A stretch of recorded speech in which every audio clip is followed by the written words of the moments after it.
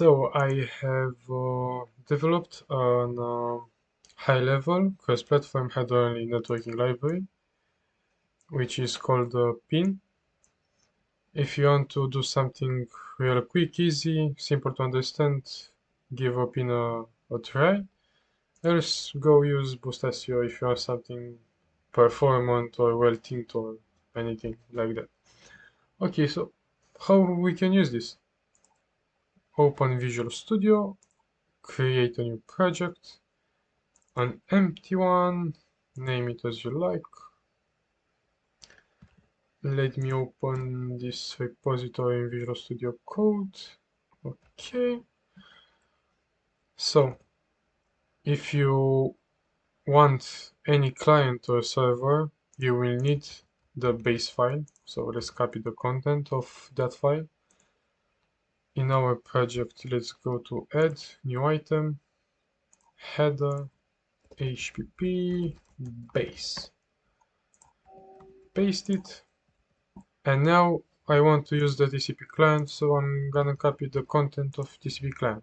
If you want to use the UDP client, UDP server, TCP server, or anything like that, copy the content of that file.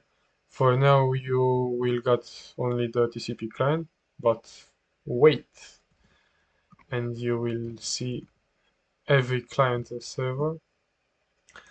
Anyway, let's add a new item, an HPP again, TCP client. Paste it. And lastly, go to the project properties, all configurations or platforms, and change the C++ language standard to 17. So that's it. Now let's test it. So create a new file, the main file, and here we got a small example. Copy paste it. Okay, run this. So that's it.